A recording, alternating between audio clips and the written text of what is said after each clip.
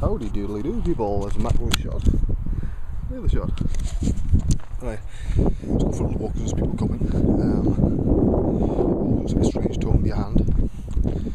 So, what have I been up to? I didn't do one of these last week, I meant to, but I just didn't have a chance to get out. Too many things on, a lot of it just, you know, with it being so nice and bright and sunny, plus the fact I've been away out to spend some time with the kids. Basically just the fact that you do, you know, anything involving the kids and that's the day gone immediately. By the night time I was so bloody shattered and the workroom was so boiling hot with all the machines on that I just thought, no, I don't need it, you know what I mean? So I had a week off from these. What news have we got? Well, a few people seem to be quite, I don't know whether angry or disbelief. I actually did for the first time a full count up of all the views here on YouTube and on Vimeo, right? Now Vimeo has had nearly 1 million views in a year. The videos on there, the ones on, if you combine all over the last two years on YouTube and Vimeo, it comes to 1.7 million hits.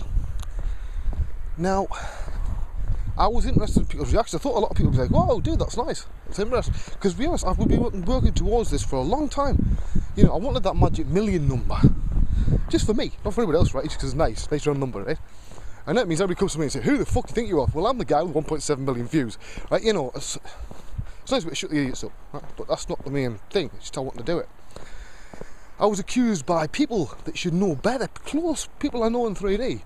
Oh, well, you obviously lied. Come on, nobody's had that. I'm like, there's always a first time. But remember, I do a lot of these videos. A lot of 3D videos, tutorials, time-lapses, bloody turntables. I've put a lot of videos up, hundreds, thousands of bloody things. So it would be more interesting if I didn't have that many hits. That would be more suspicious. Now, what isn't factored in is the old ZBrush ones on Vimeo, because I've got no idea how the hell you find out your total hits of all your videos on Vimeo, because I can't find a way to do it. I don't fancy going through every single video on there because there's a lot and find out what the hits are. And remember, on Vimeo, 75% of the stream videos and some of the other stuff went missing when it was hacked. So it could be a lot higher than that.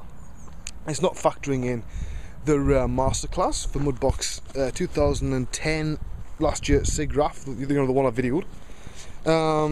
It's not factoring in any, the copies that people have put up on websites that, you know, they're not supposed to. These are, you know, among some of the most seen videos in 3D, right? That's you know, it's obvious where the numbers speak for themselves. If I can light the bloody cigarette. Wait a minute, I'll have to do this a strange way. You have to dangle for a moment. You see everything upside down. That was the world upside down. Right. But there's a few things I've been working towards for years. You know, most of them don't make any bloody sense to anybody but me. It's like, yeah, I want to prove to myself that I can present something and help a company to make something popular. I'm not the be all and end all, right? But I can talk, and I'm good at explaining things, right? I'm good at thinking round the corners along the street and, you know, along a tunnel. I don't think like everybody else. So I come up with ideas and workflows that people often don't think of.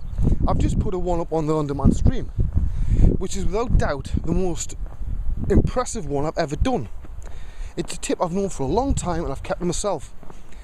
It's the one that I passed to some guys that are working on the very big projects. Those guys know about it, but it's never went amongst the general users. And I thought it was about time, but I wasn't going to put it out as a free video because I'm not that bloody stupid, to be quite honest. I've done a lot of free stuff. I'll do other free videos as well, but you know what I'm going to do.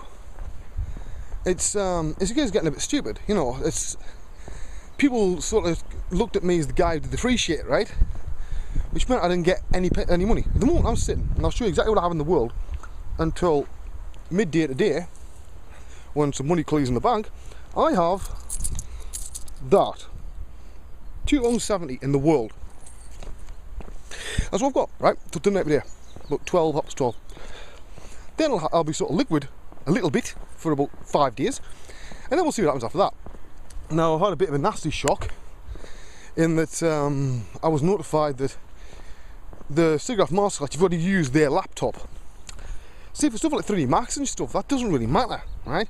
But when you're using Mudbox or any digital sculpting application, same with bloody ZBrush, if you're using somebody else's machine, all the settings and presets are different, right? You spend ages getting used to it. You've got to find a way, get used to where its limitations are. Because to be quite blunt, the last thing you bloody need in the middle of a masterclass that's going on, you know, for SIGGRAPH, is a load of crashes, right? Or white screens, or black screens, or blue screens. You don't need that stuff. You've got to know where the limitations are. That's just common sense. So that's got me worried a bit. Plus, they told me that I'm going to have the entire masterclass ready by, I think is it something like the 8th of July. Not a lot of time. Now, you see, most people have got a year's worth of models, like I did last year, to use. Unfortunately, the stuff I've been doing this year falls into one of two categories. Stuff for clients, can't show it because it would be a pain in the arse getting the legal permission, it would take way too long. Or two, it contravenes the types of models that you're supposed to put in these things. Like, I can't put anything too horrific, I can't put anything with nakedness in. There's certain things that you're sort of, you're not asked, but it would be nice to keep away from. So if I suddenly did one of Muhammad and Jesus, give him one up the arse, right, you know fine well nobody's going to watch that, and you're going to get a fatwa on your fucking head, and half the Catholic Church want to go kill you. So, you know, it's like, that's an extreme example, but there's some things you cannot show, right? So I've basically got to come up in a week with hopefully some impressive models.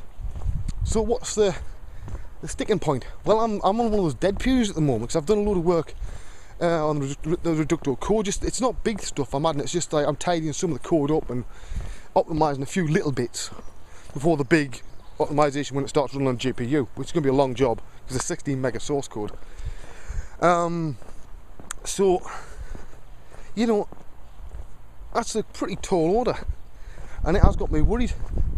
I've got more shit on my plate at the moment than enough, because I'm trying to see. I hope this doesn't come across wrong, but there's not many, if any, people that do what I do in both arenas at the same level, right? I'm known as a 3D artist. There's plenty of good 3D artists out there. Plenty have got a name.